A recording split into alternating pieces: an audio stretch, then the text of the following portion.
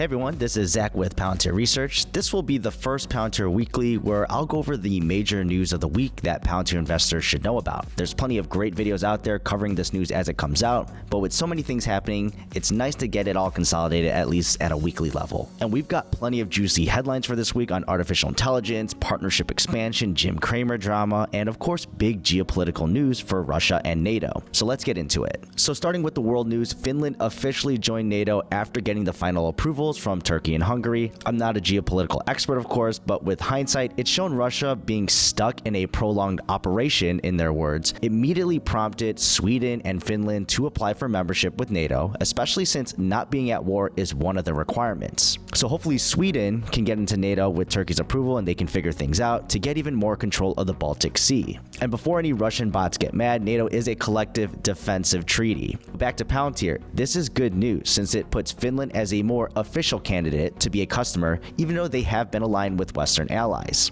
And they have been meeting their 2% GDP requirement already on their defense spending, so we'll see if this goes anywhere with Palantir expansion. Then next up, we have Palantir and Microsoft expanding their cloud partnership. Previously, this was only for the commercial sector, but this has now expanded into the public sector. The reason this is major news is because we got some more details about their IL security accreditation with the DoD for their Palantir Federal Cloud Service, or PFCS, which has IL4 and IL5 on Microsoft's cloud product Azure. Basically, it opens up more business for Palantir because if certain department data is hosted on Azure, they know they have this level of accreditation. And they also let us know they are aiming for the highest level of IL6, which this level has only been attained by 3 companies, Amazon, Microsoft, and of course Palantir. Always glad to see progress and opportunities for expansion within the government.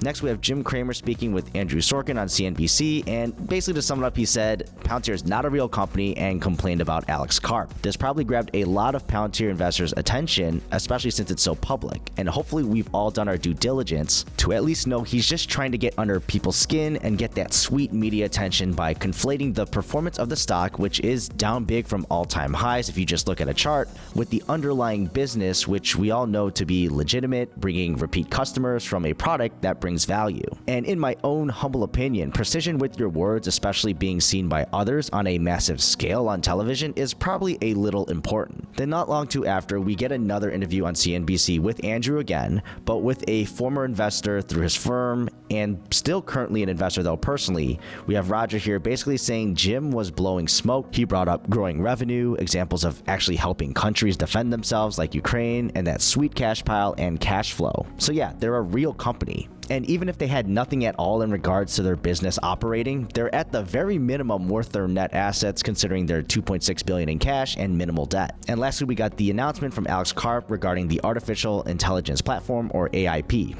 I won't read through this with you here, but if you prefer to listen to it as an audiobook kind of, Palantir Vision released a video not too long ago with an AI Karp voice, it sounds like, reading through the whole letter, so go check it out. But to summarize, they are letting the public know they are developing this AIP platform in addition to their previous 3, Gotham, Foundry, and Apollo, in order to have organizations in the public and private sectors leverage their own data and public data with artificial intelligence to perform much better. They specifically focus on natural language processing, or NLP, since it's probably the hot topic right now and has the most attention, at least from the public, for the usage of artificial intelligence, where users can basically ask a question and then the system will provide an answer based on the data systems of the organization. And per usual, Dr. Karp likes to sprinkle in the functionality when it comes to data protection and ensuring functionality can be controlled ethically or based on the values of protecting civil liberties. It's quite a read, but I'd suggest any investor in Palantir to take the time and to read through it. But that's what I got for you this week. Thanks for watching Palantir Research, and I'll see you in the next video.